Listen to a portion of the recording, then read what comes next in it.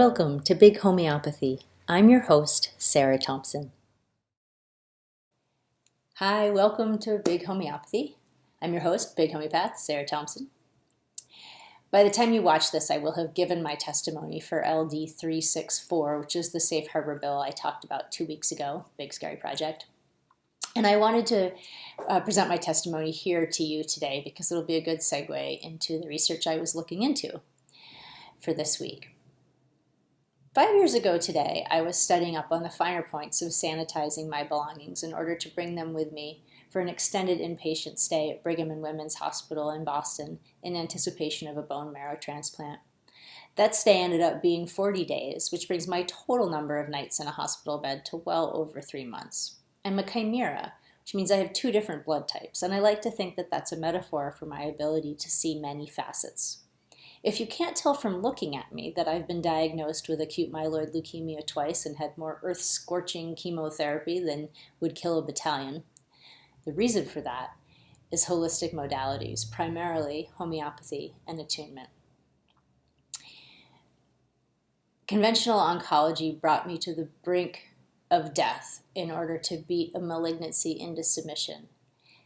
Homeopathy and attunement brought me back. I'm grateful to both. Thank you. That was my testimony. And then I did other testimony stuff, taking questions. I don't spend much time back in cancer land. I don't think of myself as a cancer survivor. But I wrote a letter. I wrote this a couple of years ago. I want to read it to you. I didn't beat cancer. I don't think cancer is something you beat. If you encounter a monk in the woods and he offers you a koan, and that koan contains your mortality, and you decipher the riddle, death lets you pass. Have you beaten the monk, the koan, or death? No, none of these is reduced. What you have done is transcended. I transcended cancer. Cancer is a koan. I heard Esther Perel, who grew up in a community of Jews who had endured the Holocaust, talk about her exploration into why some people choose to live and some choose a living death after a trauma. That decision, not simply to endure but to live, to thrive, was one that I made when I got sick. It's the kind of decision that, having made, you have to forget completely because nothing about implementing it comes from thinking. It's not a protocol that can be written out any more than is the answer to a koan, a statement of fact. But it comes from choosing to give over control of the logistics to someone else and entering into a deep exchange with the cancer itself. When there is pain, you go into the pain. You are strong enough to bear the pain, that is your gift to the pain.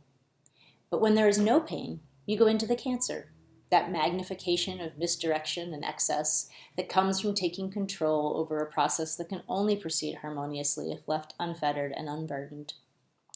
Cancer is a control freak, trying to fix things that weren't broken and overfix things that were. You can't have a battle of wills with that. You have to ask it what it needs, give it that, and send it on its way. Sometimes it comes back and you send it on again. Sometimes it comes to stay. I haven't had to have that conversation, but I went several rounds in the debate and it was not always clear that my position would prevail. And, conventional cancer treatment has a homeopathic aspect in a funny way because cancer drugs are carcinogenic, radiation is carcinogenic. I received an allogenic bone marrow transplant, which means I got bone marrow from someone who had similar antigens, but was not my own. I had really wanted to avoid chemotherapy, but I'm glad for the gifts that I received from it. And before I get into any specific studies, I want to mention the Banerjee Clinic, which is in India and then has a collaboration with the University of Texas MD Anderson Cancer Center down in Houston. They have protocols which are available for free to anyone online. And I did reach out to them to get their protocols, but I was too sort of into the process at that point to just do that. But they have a huge research institute with over 27,000 cases in their database and a lot of active ongoing work. And I we'll link their website because they're a foundation and really are doing some interesting stuff. There were two papers that caught my attention. I was only able to get the full text for one of them, and I really like to have the full text because there are lots of little details in these papers that I think are important for us as homeopaths. We're not in a position right now financially to support the kind of research that will really blow anybody away with a multi-thousand person study for the most part. That money's not available yet. But there's lots to learn from the studies that do exist. And there's one from about a Banerjee protocol, and this was where I only had an abstract, using Ruta and calc phos with 15 patients with intracranial tumors. And to quote, both in vivo and in vitro results showed induction of survival signaling pathways in normal lymphocytes, so the healthy cells stayed healthy, and induction of death signaling pathways in brain cancer cells. Cancer cell death was initiated by telomere erosion and completed through mitotic catastrophe events. So that problem with chemo where it kills everything, the good and the bad, was not coming up in this study. And 6 of the 7 patients that had glioma showed complete regression of their tumors. So that's pretty cool. And I hope that the University of Texas will continue to collaborate with Banerjee and dig in on that. The second paper, which I'll read the title to you, I had the full text for this. Feasibility of homeopathic treatment for symptom reduction in an integrative oncology service. Might be more accessible to American audiences because it talks about the complementary and alternative, or so-called CAM support in cancer treatment, which is something I received Reiki while I was in the hospital. They would bring Reiki in. And this was a retrospective study of patients at the Tal Center for Integrative Oncology in Israel.